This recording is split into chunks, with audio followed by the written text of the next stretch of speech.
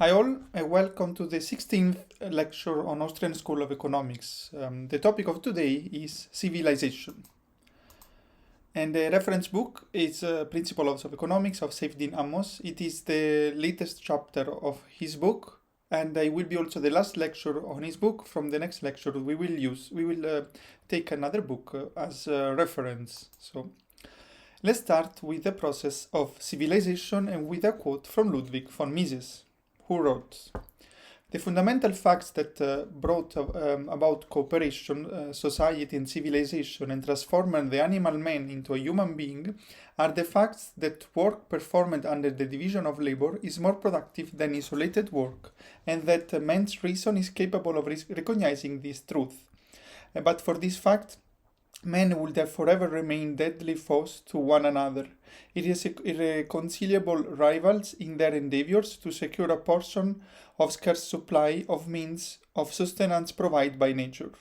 Each man would have been forced to view all other men as his enemies. His craving for the satisfaction of his own appetites would have brought it into an implacable conflict with all his neighbors. No sympathy could possibly develop under such a state of affairs."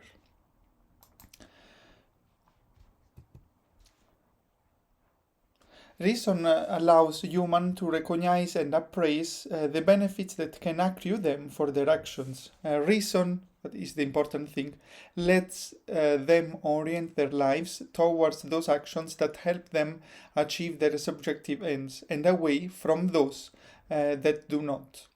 Social systems of organization that allow strangers to interact peacefully, proactively, and voluntarily will allow their members to increase their well-being significantly by engaging in larger and more sophisticated division of labor. Civilization can be understood as the extended social order that emerges from human utilization of reason, lowering time preference and cooperating in the pursuit of improving life over time. Human civilization is also inescapably linked to the economized methods we have found to increase the value and quality of our time on Earth. Both requires lower time preference, capital accumulation, and the division of labor, which in turn require peaceful social cooperation and human ingenuity, which applies human reason to whatever problems it confronts and that attempts to achieve the best outcome possible. These are the three processes that evaluate human labor above the labor of animals, allowing us to build civilization and increasingly master our environment and surrounding. The essential starting point of human civilization is the lowering of time preference, and this we have discussed extensively in the previous lecture. The starting point of savings, capital accumulation, and an increase in productivity and living standards.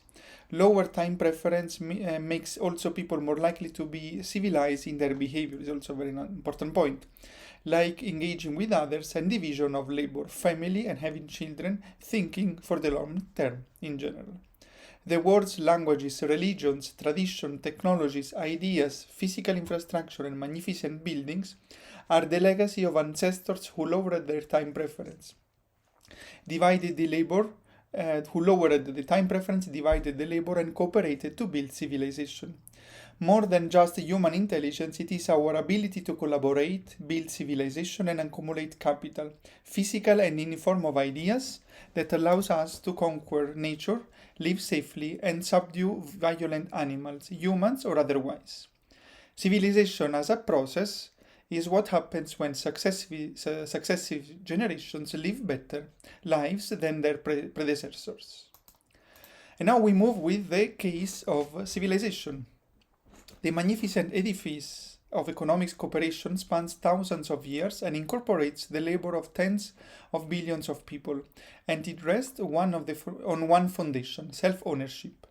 If you accept the idea of self-ownership, you may interact peacefully with others in a mutually beneficial way, and you can gain from its interaction goods you could never obtain if you were to attack them instead.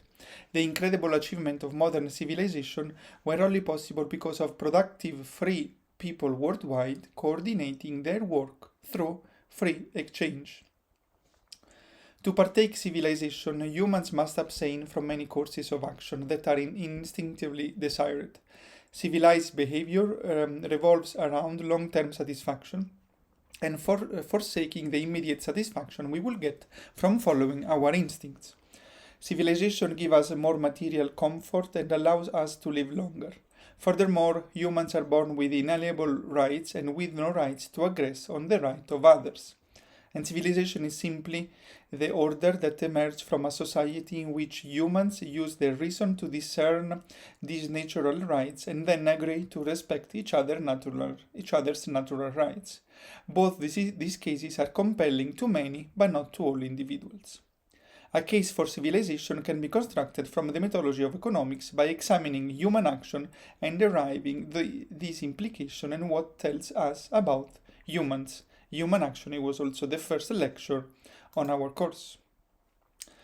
And now we discuss about the fiat slavery alternative to civilization.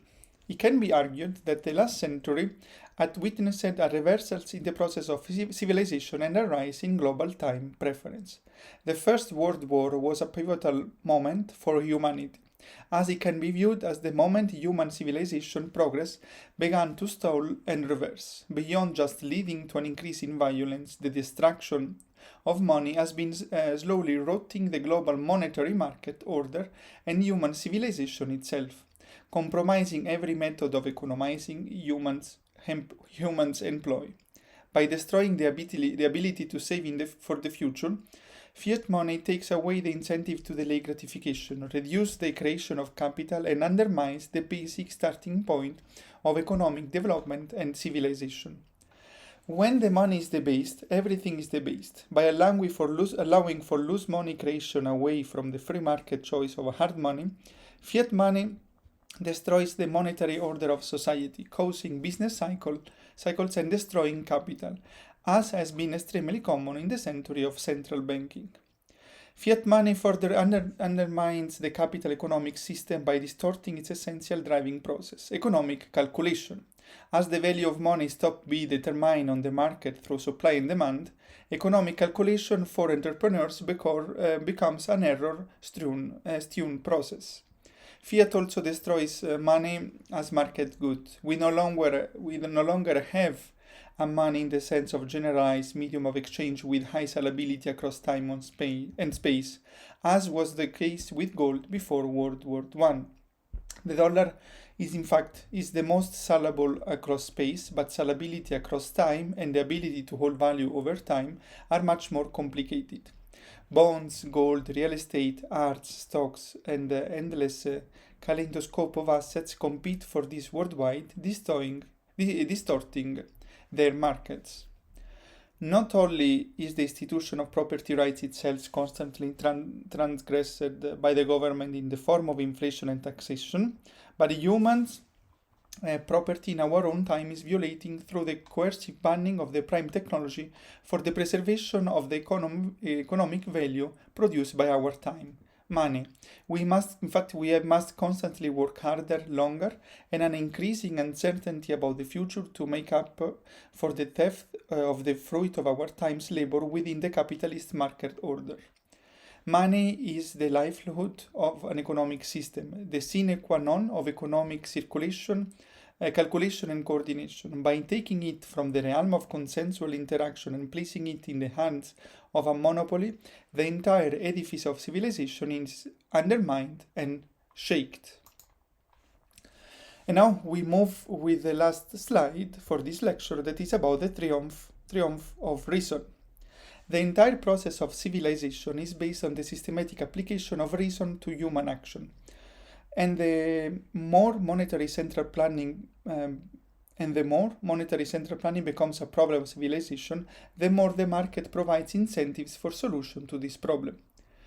Capitalist economic calculation is the root of technological innovation. What enables a technology to succeed and gain widespread adoption is its economics, its ability to offer a positive economic return on employing it.